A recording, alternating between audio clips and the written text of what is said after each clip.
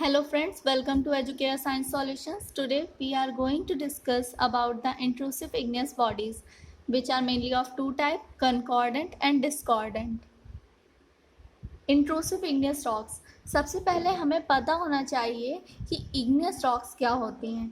तो igneous rocks वो rocks होती हैं जो मैग्मा या लावा के सॉलिडिफिकेशन से बनती हैं। जैसा कि आप लोग जानते हैं, रॉक्स तीन तरह की होती हैं, सेडिमेंट्री, मेटामॉर्फिक एंड इग्नियस। जिसमें से जो इग्नियस रॉक है वो जो मैग्मा या लावा के कूल हो जाने पे बनती हैं, तो वो इग्नियस रॉक्स कहलाती हैं। इग्नियस रॉक्स जो हैं वो भी दो टाइप की होती हैं, extrusive and intrusive igneous rocks. क्या डिफरेंस होता है? एक्सट्रूसिव इग्नियस रॉक्स जो होती हैं वो अर्थ की सरफेस पे बनती हैं, यानी कि जब मैग्मा इरप्ट होकर लावा की फॉर्म में वॉल्केनो से बाहर आ जाता है, तो तब जब वो सॉलिडिफाइड होकर कोई रॉक बनाता है तो उसे एक्सट्रूसिव इग्नियस रॉक कहते हैं। और उसमें क्रिस्टल साइज जो है वो बहुत ही छोटा होता है, यानी कि उस तरह की जो रॉक्स बनती हैं, यानी कि एक्सट्रूसिव इग्नियस रॉक्स जो होती हैं उनमें ग्रेन साइज बहुत ही माइन्यूट होता है, बहुत ही छोटे होते हैं या तो एब्सेंट होते हैं। क्योंकि ग्रेन क्या होता है ना कि हीट बहुत जल्दी एस्केप कर जाती है, जिसकी वजह से ग्रेन्स जो हैं वो ग्रोथ नहीं कर पाते हैं, क्रिस्टल्स की डेवलपमेंट नहीं हो पाता है। जबकि जो इंट्रूसिव इग्नियस रॉक्स हैं वो सरफेस के अंदर बनती हैं, वो मैग्मा के सॉलिडिफिकेशन से बनती हैं सरफेस के अंदर। तो हीट एस्केप बहुत स्लो होता है, तो धीरे धीरे स्लो कूलिंग की वजह से जो है ग्रेनाइट या गैब्रोइड, डायोराइट, ड्यूनाइट, जो इस तरह की रॉक्स होती हैं, यानी इंट्रूसिव इग्नियस रॉक, इनमें जो ग्रेन्स होते हैं वो काफ़ी लार्ज साइज़ के होते हैं। अब हम बात करते हैं प्लूटन्स की। इस टर्म का बहुत ही ध्यान रखना, जो हमारे इंट्रूसिव इग्नियस रॉक्स हैं उन्हें प्लूटोनिक रॉक्स के नाम से भी जाना जाता है, क्योंकि जब मैग्मा अर्थ सरफेस के अंदर ही सॉलिडिफाइड हो जाता है तो जो पूरा स्ट्रक्चर बनता है, जो बॉडी बनती है, उसे हम प्लूटन बोलते हैं। प्लूटन का साइज जो है वो फ्यू फीट से लेके थाउजेंड्स ऑफ माइल्स तक फैला हो सकता है, हंड्रेड्स और थाउजेंड्स ऑफ माइल्स तक ये एक्सपोज हो सकते हैं। ठीक है, तो अभी हम प्लूटन्स यानी कि एक्सट्रूसिव जो इंट्रूसिव इग्नियस रॉक्स हैं, क्योंकि आज का टॉपिक हमारा इंट्रूसिव इग्नियस रॉक्स है, तो हमें पता होना चाहिए कि प्लूटन क्या है, यानी क्योंकि उन्हें प्लूटोनिक रॉक्स भी कहा जाता है। ठीक है, तो ये दो टाइप की होती है, कंकॉर्डेंट एंड डिस्कॉर्डेंट। जो हमारे इंट्रूसिव जो इग्नियस रॉक्स बॉडीज़ के जो प्लूटन्स होते हैं वो दो तरह के होते हैं, कंकॉर्डेंट एंड डिस्कॉर्डेंट। आइए जानते हैं इनके बीच में मेन डिफरेंस क्या होता है। सबसे पहले बात करते हैं कंकॉर्डेंट इग्नियस बॉडीज़ की। तो कंकॉर्डेंट इग्नियस रॉक बॉडीज़ जो होती हैं वो हमेशा प्री एग्जिस्टिंग रॉक्स के पैरेलल डिपॉजिट होती हैं, और जबकि जो हमारी डिस्कॉर्डेंट होती हैं वो हमारी प्री एग्जिस्टिंग रॉक्स को वर्टिकली कट करती हैं। जैसे आपको एक डायग्राम से समझाते हैं। सपोज़ ये दो डायग्राम मैं बना रही हूँ। आप ये मान लीजिए कि ये अलग अलग तरह की बेड्स हैं। ठीक है, तो इन बेड्स में क्या है, मैग्मा आया। ठीक है, ये दो बेड्स हैं, ये सब अलग अलग बेड्स हैं। तो इन दो बेड्स के बीच में मैग्मा आके यहाँ पे इंट्रूड किया और यहाँ पे ही सॉलिडिफाइड हो गया, पर इसने किसी भी बेड को कट नहीं किया। ये बेड्स के पैरेलल ही डिपॉजिट हो गया, दो बेड्स के बीच में हो सकता है या किसी एक बेड के बीच में के अंदर ही डिपॉजिट हो गया, इसने किसी और बेड को कट नहीं किया। तो इस तरह का जो इंट्रूसिव बॉडीज़ बनती हैं ये हमारी कंकॉर्डेंट कहलाती हैं। जबकि जो डिस्कॉर्डेंट इग्नियस बॉडीज़ होती हैं, इग्नियस रॉक बॉडीज़ जो हैं, ये वर्टिकली कट करती हैं प्री एग्जिस्टिंग बेड को। सपोज़ यहाँ मैग्मा आया और ये प्री एग्जिस्टिंग बेड्स को कट कर रहा है। ठीक है, इसने इसको वर्टिकली कट कर दिया, दो या दो से ज़्यादा बेड्स को कट कर दिया। तो इस टाइप की जो इग्नियस बॉडीज़ होती हैं वो डिस्कॉर्डेंट कहलाती हैं। इस डायग्राम में आप देख सकते हैं, ये सिल्स को देख रहे हैं, ये कंकॉर्डेंट का एग्जाम्पल है, और उसी जगह जो डाइक्स हैं ये डिस्कॉर्डेंट का एग्जाम्पल है। क्यों? आप देख रहे हैं डायग्राम में ही देख पा रहे होंगे, ये वाली सेल भी देखिए, ये बेड्स के पैरेलल ही डिपॉजिट हुई हैं, बेड्स को कहीं भी वर्टिकली कट नहीं कर रही हैं। जबकि डाइक्स को आप देख रहे हैं कि ये वर्टिकली कट कर रही हैं, यहाँ पे भी, यहाँ पे भी और यहाँ पे भी। तो ये जो है हमारा डिस्कॉर्डेंट का एग्जाम्पल है। इस डायग्राम में और भी चीज़ें आप देख पा रहे होंगे, स्टॉक्स है, बैथोलिथ है, लोकोलिथ है। तो इसके बारे में हम अभी डिटेल में आगे जानते हैं। पहले बात करते हैं कंकॉर्डेंट प्लूटन्स की। तो जो हमारे कंकॉर्डेंट प्लूटन्स होते हैं, इसमें जो सबसे इम्पॉर्टेंट होता है वो है सिल। ठीक है, सिल्स उसके अलावा लेकोलिथ, बिस्मेलिथ, लोपोलिथ, फेकोलिथ, फनल्स, ये अलग अलग टाइप की कंकॉर्डेंट प्लूटेंट्स है, यानी कि पैरेलल जो है बेड्स के पैरेलल इंट्रूजन जो होता है मैग्मा का, उसकी वजह से ये बॉडीज़ बनती हैं। पहले बात करते हैं सिल्स की। तो सिल्स का जो शेप होता है वो शीट्स के फॉर्म में होता है या टेबुलर प्लूटन्स। इन्हें टेबुलर प्लूटन्स या शीट प्लूटन्स भी कहा जाता है। ये इनका जो साइज़ होता है वो बहुत ही छोटा, यानी फ्यू इंचेस से लेके थाउजेंड्स ऑफ फीट्स तक हो सकता है, ठीक है। और ये बेड्स के इसमें भी अलग अलग टाइप की होती हैं। सिल्स के कई टाइप होते हैं, जैसे कि सिंपल सिल हो गया, मल्टीपल सिल हो गया, कंपोजिट सिल हो गया या डिफरेंशियल सिल हो गया। चलिए इसके बीच में डिफरेंस जानते हैं। पहले बात करते हैं सिंपल सिल की। जैसा कि हमने बताया है कि ये कंकॉर्डेंट का एग्जाम्पल है, तो जाहिर सी बात है किसी भी बेड को वर्टिकली कट नहीं करेगी बल्कि उनके पैरेलल ही डिपॉजिट होगी। सपोज़ मैं ये ले लेती हूँ, ये कुछ बेड्स हैं, ठीक है।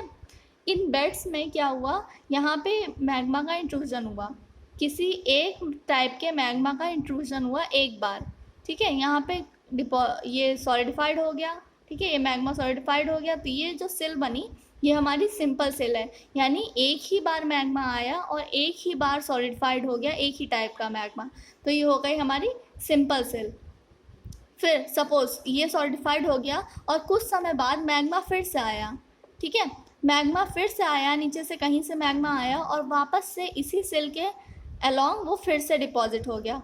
ध्यान रहे कि मैग्मा का कंपोजिशन सेम होना चाहिए, मतलब अगर एसिडिक मैग्मा ही पहले डिपॉजिट हुआ था और दोबारा से एसिडिक ही होना चाहिए।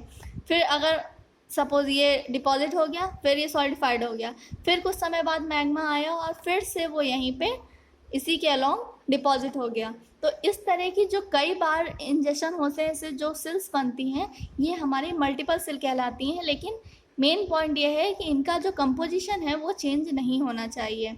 अगर कंपोजिशन चेंज हो गया तो ये सेल जो है वो कंपोजिट सेल बन जाएंगी। सपोज़ पहले जो हमारी ये सेल थी, पहले ये जो रेड कलर से मैंने दिखाई, सपोज़ ये एसिडिक मैग्मा की सेल थी, ठीक है। अब यहाँ पे अगली बार जो मैग्मा आया वो बेसिक नेचर का है या इंटरमीडिएट नेचर का है, ठीक है।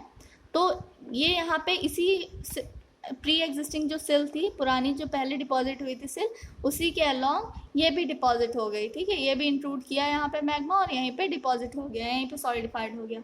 अब ये जो सेल है अब ये कंपोजिट सेल कहलाएगी, क्योंकि यहाँ पे मैग्मा का जो इंजेक्शन था वो 2 से ज़्यादा बार था और डिफरेंट टाइप का था, जबकि जब पहले हमने देखा था मल्टीपल सेल में तो मैग्मा का कंपोजिशन चेंज नहीं हुआ था। तो ये मेन डिफरेंस है कंपोजिट एंड मल्टीपल सेल में। अब बात करते हैं डिफ्रेंशिएटेड सेल की। डिफ्रेंशिएटेड सेल जो है वो हंड्रेड्स ऑफ फीट्स थिक होती हैं, काफ़ी थिक सक्सेशन होता है, मतलब काफ़ी थिक इनका जो सॉलिडिफिकेशन होता है मैग्मा का वो बहुत ही थिक होता है, कई फीट्स तक थिकनेस हो सकती है इसकी। और इसमें जो है मैग्मा हमेशा हॉरिजॉन्टल शीट के ही फॉर्म में इंक्लूड करता है, यानी जो मैग्मा का इंजेक्शन है वो हॉरिजॉन्टल शीट के ही फॉर्म में होता है। और ध्यान रहे कि जो डिफ्रेंशिएटेड सेल होती हैं इसमें जो रॉक्स बनती हैं वो काफ़ी लार्ज ग्रेन, मतलब उनके जो ग्रेन साइज होते हैं वो काफ़ी बड़े होते हैं, क्योंकि डिफ्रेंशिएटेड सेल्स जो हैं वो उनमें बहुत ही स्लो कूलिंग होती है। साथ ही जो इसमें ग्रेविटी और डिफरेंट लेयर के कंपोजिशन की वजह से भी फ़र्क पड़ता है, तो इसलिए ही इन्हें डिफरेंशियल सेल कहा जाता है। नेक्स्ट टाइप की हमारी जो कंकॉर्डेंट इंट्रूसिव इग्नियस बॉडी है वो है लोकोलिथ। लोकोलिथ जो है वो डोम शेप्ड की इंट्रूसिव बॉडीज़ है। जैसा कि आप इस डायग्राम में देख पा रहे होंगे, ये डोम लाइक स्ट्रक्चर जो है ये है हमारा लोकोलिथ। इसको मत लीजिएगा, ये डाइक है, ये डिस्कॉर्डेंट का एग्जाम्पल है, आप इसको इग्नोर कीजिए। ये अभी हम बात कर रहे हैं कंकॉर्डेंट की, ठीक है। तो ये लोकोलिथ जो ये आपको लेकोलिथ दिख रहा है, इसको लेकोलिथ या लोकोलिथ कहा जाता है। ये डोम शेप्ड की बॉडी होती है। आप देख पा रहे होंगे कि इसने किसी भी बेड को कट नहीं किया है, बल्कि ये 2 बेड्स के बीच में ही डिपॉजिट हुआ है, ठीक है। तो इसीलिए ये एक कंकॉर्डेंट बॉडी है और साथ ही डोम शेप्ड की है। तो इस तरह की जो हमारी लोकोलिथ्स जो हैं वो हेनरी माउंटेन्स ऑफ ऊटा में रिपोर्टेड हैं। इन्हें ये आप बगल में एक डायग्राम देख पा रहे होंगे, ये डेविल्स टावर, ये भी वहीं का है, हेनरी माउंटेन्स में है, इसे डेविल्स टावर के नाम से जाना जाता है। ये भी एक ये सरफेस पे एक्सपोज हो गया होगा, कभी ये बना अर्थ सरफेस के अंदर ही है, पर धीरे धीरे इरोजन की वजह से अब ये ऊपर हमारा सरफेस पे आ गया है। नेक्स्ट जो हमारी कंकॉर्डेंट बॉडी है वो है बिस्मैलिथ। बिस्मैलिथ जो है, जैसा कि आपको ये देखने में लग रहा होगा कि ये कंकॉर्डेंट इंट्रूसिव बॉडी है, पर ऐसा नहीं है। एक्चुअली यहाँ पे कभी कोई फॉल्ट रहा होगा और उस फॉल्ट के अराउंड ही मैग्मा का डिपोजिशन हो गया। इस मैग्मा का जो डिपोजिशन हुआ है वो फॉल्ट के अलॉन्ग हुआ है, उसने किसी बेड को कट नहीं किया है, वो फॉल्ट ही था। तो वो बेड्स के पैरेलल नहीं है, लेकिन फिर भी उसने किसी बेड को कट नहीं किया है, इसलिए एक कंकॉर्डेंट का ही एग्जांपल है। Black hills of Dakota and Henry mountains में बिस्मैलिथ्स का डिपोजिशन साफ देखा जा सकता है। वहाँ पे कई मतलब आपको ईजिली बिस्मैलिथ के स्ट्रक्चर दिख जाएंगे, ठीक है। और इसमें क्या होता है, रूफ अपलिफ्टेड होती है, ठीक है।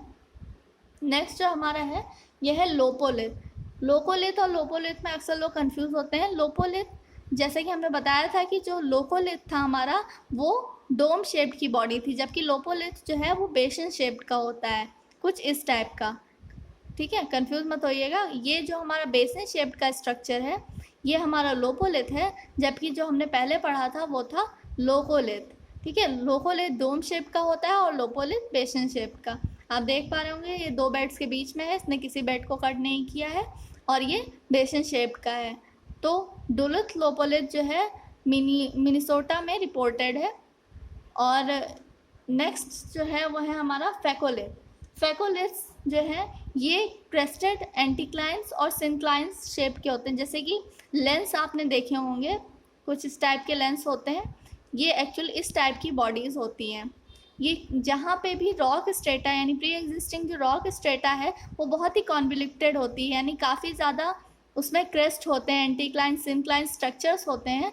तो उन्हीं के अलॉन्ग अगर मैग्मा का डिपोजिशन हो जाए, जैसे यहाँ पे आप देख पा रहे होंगे कि यहाँ पे एंटीक्लाइन और सिंक्लाइन ये दोनों ही हैं, दोनों के ही डायग्राम में दिख रहे हैं। ये एंटीक्लाइन और सिंक्लाइन जो मैग्मा का डिपोजिशन है, ये इस टाइप का स्ट्रक्चर जो है ये फैकोलिथ कहलाता है। नेक्स्ट जो हमारा है वो है फनल्स। फनल्स जो है वो ध्यान रहे हमेशा सिर्फ मैफिक और अल्ट्रा मैफिक यानी डार्क कलर के मैग्मा के ही बने होते हैं। फनल्स जो है वो फेल्सिक मैग्मा के रिपोर्टेड नहीं है, ठीक है। और ये काफ़ी ज़्यादा रिपोर्टेड हैं कॉर्टलैंड कॉम्प्लेक्स न्यूयॉर्क में। इनमें क्या होता है, काफ़ी ज़्यादा फोलिएशंस पाए जाते हैं। फनल्स में जो है कंपोजिशनल लेयर्स होती हैं मैग्मा की और फोलिएशंस भी देखने को मिलते हैं, ये फनल शेप्ड होते हैं। नेक्स्ट जो हमारा जो टॉपिक हमने मेन टॉपिक लिया था ना कंकॉर्डेंट एंड डिस्कॉर्डेंट, तो अब नेक्स्ट टाइप की हम बात करते हैं डिस्कॉर्डेंट। डिस्कॉर्डेंट में सबसे इम्पॉर्टेंट है डाइक्स, ठीक है। हमेशा ध्यान रखिएगा, जैसे कंकॉर्डेंट में सिल इम्पॉर्टेंट था वैसे ही डिस्कॉर्डेंट में डाइक्स बहुत ही इंपॉर्टेंट है। इसके अलावा volcanic vents, ring dykes, batholiths and stocks, ये अलग अलग टाइप की डिस्कॉर्डेंट प्लूटन्स हैं। सबसे पहले बात करते हैं डाइक्स की। तो डाइक्स जो है वो टेबुलर बॉडीज़ होती हैं, ठीक है। ध्यान रखिएगा कि ये टेबुलर बॉडीज़ होती हैं और इनका साइज़ जो है वो बहुत ज़्यादा वेरी करता है, यानी कि फ्यू इंचेस से लेके कई मिलीमीटर्स कई माइल्स तक ये फैले हो सकते हैं। टेबुलर स्ट्रक्चर होता है जैसे कि आप यहाँ डायग्राम में देख पा रहे होंगे। और क्योंकि ये डिस्कॉर्डेंट बॉडी है तो ये बेड्स को कट कर रही है वर्टिकली। आप देख पा रहे होंगे ये एक बेड है, ये अलग बेड है, ये अलग बेड्स हैं, यहाँ पे देखिए अलग बेड्स हैं, ये सब अलग अलग बेड्स हैं और ये इनको वर्टिकली कट कर रही है, ठीक है। तो इस तरह का जो स्ट्रक्चर है ये डाइक्स कहलाता है। डाइक्स जो है वो फ्रैक्चर्स के अलॉन्ग भी डिपॉजिट हो सकती हैं या किसी लो प्रेशर जहाँ पे हो वहाँ पे भी डिपॉजिट हो सकती है। डाइक्स जो है कई टाइप की होती है, simple dyke, multiple dyke, composite dyke and differentiated dyke. क्या डिफरेंस होता है इसमें, जैसे कि हमने सिल्स में बताया था वैसे ही डिफरेंस इनमें भी होता है। इसको आइए डायग्राम से समझते हैं। सपोज ये कुछ बेड्स थी प्री एग्जिस्टिंग, ठीक है। यहाँ पे कुछ प्री एग्जिस्टिंग बेड्स थी, हमने ये मान लिया कि ये कोई पुरानी पहले से ही डिपॉजिटेड बेड है। अब क्या हुआ, नीचे से मैग्मा आया, ठीक है, और उसने यहाँ पे आके एक बार इंट्रूजन किया, एक ही बार मैग्मा इंट्रूड हुआ और इसमें ही सॉलिडिफाइड हो गया, ठीक है। ये जो सॉलिडिफाइड हो गया, अब ये बन गई हमारी डाइक। डाइक कैसे? क्योंकि इसने एक तो वर्टिकली कट किया बेड्स को, ठीक है, और सिंपल डाइक इसलिए क्योंकि ये एक ही बार इंट्रूजन हुआ, मैग्मा एक ही बार आया और सॉलिडिफाइड हो गया, ठीक है। तो इस तरह की जो डाइक है वो सिंपल डाइक कहलाती हैं। अब सपोज ये डाइक बन चुकी है और कुछ समय बाद जब ये सॉलिडिफाइड हो गई, फिर से मैग्मा आया सेम कंपोजिशन का और इसी के अलॉन्ग फिर से डिपॉजिट हो गया, ठीक है, फिर से इंट्रूड किया इसी डाइक के अलॉन्ग और यहीं पे फिर से सॉलिडिफाइड हो गया। ध्यान रहे मैग्मा का कंपोजिशन चेंज नहीं हुआ है, पर वो 2 या 2 से ज़्यादा बार इंट्रूजन्स हुए हैं, ठीक है। तो इस तरह की जो डाइक बनती हैं इन्हें मल्टीपल डाइक्स बोलते हैं, ठीक है। इंट्रूजन 2 या 2 से ज़्यादा बार होना चाहिए तो वो मल्टीपल डाइक्स कहलाती है, पर कंपोजिशन चेंज नहीं होना चाहिए। अब सपोज ये एसिडिक मैग्मा की कोई डाइक बनी है और यहाँ पे बेसिक मैग्मा या इंटरमीडिएट मैग्मा का इंट्रूजन हो गया इसी डाइक के अलॉन्ग, और यहाँ पे दूसरी डाइक दोबारा से जो है मैग्मा का इंट्रूजन हुआ लेकिन उसका कंपोजिशन चेंज हो गया। तो अब ये जो डाइक है ये कंपोजिट डाइक कहलाएगी, यानी कि टू और मोर काइंड्स ऑफ मैग्मा का इंट्रूजन हुआ। पहले एसिडिक था, बेसिक हो गया, या इंटरमीडिएट हो गया, या इंटरमीडिएट था, बेसिक का डिपोजिशन हो गया, बेसिक इंट्रूड कर गई। तो इस तरह की जो डाइक्स बनती हैं इन्हें कंपोजिट डाइक बोलते हैं। अब बात करते हैं हमारी डिफ्रेंशिएटेड डाइक की। डिफ्रेंशिएटेड डाइक क्या होती है? होमोजीनस मैग्मा की होती है, यानी कि मैग्मा जो है वो एकदम सेम कंपोजिशन का होता है, होमोजीनस होता है, पर रॉक्स जो हैं उसमें ये जो सेम टाइप का इंट्रूजन, सपोज यहाँ पे बेड्स हैं, ठीक है, यहाँ पे कोई डाइक डिपॉजिट हुई, ठीक है, वर्टिकली कट कर रही है, यहाँ पे डाइक डिपॉजिट हुई, लेकिन इसमें जो रॉक्स बनेंगी वो 2 टाइप की हैं। मैग्मा का कंपोजिशन सेम है, मैग्मा होमोजीनस है, लेकिन इसमें जो रॉक वेराइटीज़ हैं वो 2 या 2 से ज़्यादा टाइप की होंगी। तो इस टाइप की जो डाइक होती है उसे डिफ्रेंशिएटेड डाइक कहते हैं। नेक्स्ट जो हमारा डिस्कॉर्डेंट बॉडी थी वो थी हमारी वॉल्केनिक वेंट। वॉल्केनिक वेंट, इसे वॉल्केनिक नेक या वॉल्केनिक प्लग के नाम से भी जाना जाता है। इसमें क्या होता है, जो वॉल्केनिक वेंट्स होते हैं वहाँ पे, जैसे आपने देखा होगा, सपोज यहाँ पे कोई क्रेटर है या कोई वॉल्केनो है, ठीक है, उसकी नेक में ही मैग्मा आया और इरप्ट होने से पहले ही सॉलिडिफाइड हो गया, यानी कि वॉल्केनिक वेंट में या वॉल्केनिक नेक में ही मैग्मा सॉलिडिफाइड हो गया। तो इस तरह की जो हमारी इग्नियस इंट्रूसिव बॉडी बनती है उसे हम कहते हैं वॉल्केनिक वेंट। ये इसका बहुत ही फेमस एग्जांपल है क्रिपल क्रीक कोलोराडो में। जो हमारी नेक्स्ट डिस्कॉर्डेंट बॉडी है वो है रिंग डाइक्स। रिंग डाइक्स जो हैं वो ओवल या सर्कुलर स्ट्रक्चर्स होती हैं, रिंग शेप की। सरफेस पे आपको ये कुछ ऐसा दिखती हैं, ऐसा रिंग के शेप में दिखेगी, ठीक है, सर्कुलर होती हैं या ओवल होती हैं।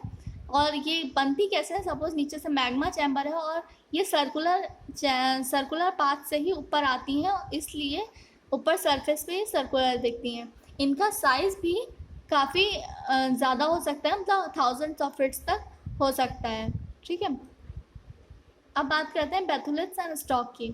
बेथोलिथ्स एंड स्टॉक, बेथोलिथ का जो मीनिंग होता है वो होता है डीप रॉक्स, ठीक है, यानी कि डीप रॉक्स, यानी इसी डीप वर्ड से ही समझ में आ रहा है कि काफ़ी गहराई में बनने वाली रॉक है, ठीक है। तो बहुत ही डेप्थ में बनी हुई जो प्लूटन्स होते हैं उन्हें बेथोलिथ्स कहते हैं। ये बेड्स को वर्टिकली कट करते हैं, बेड्स एंड स्टॉक्स के नाम से जाना जाता है। और इनमें जो रॉक्स होती हैं उनका ग्रेन साइज़ बहुत ही ज़्यादा होता है, मतलब ग्रेन साइज़ काफ़ी कोर्स ग्रेन रॉक्स पाई जाती हैं, लार्ज ग्रेन की रॉक पाई जाती हैं। क्यों? क्योंकि यहाँ से हीट एस्केप बहुत स्लोली करती है, यानी इससे हीट एस्केप करना बहुत ही स्लो होता है, जिसकी वजह से जो क्रिस्टल्स होते हैं या ग्रेन्स होते हैं उनको उनकी ग्रोथ के लिए काफ़ी ज़्यादा टाइम मिल जाता है, जिसकी वजह से उनका साइज़ काफ़ी बड़ा होता है as compare to those rocks which are formed in dykes and sills. Okay, I hope आप लोगों को समझ में आ गया होगा कि इंट्रूसिव इग्नियस बॉडीज़ क्या होती हैं। और मैं चाहूँगी कि आप सब चैनल को लाइक, शेयर एंड सब्सक्राइब करें। Thank you.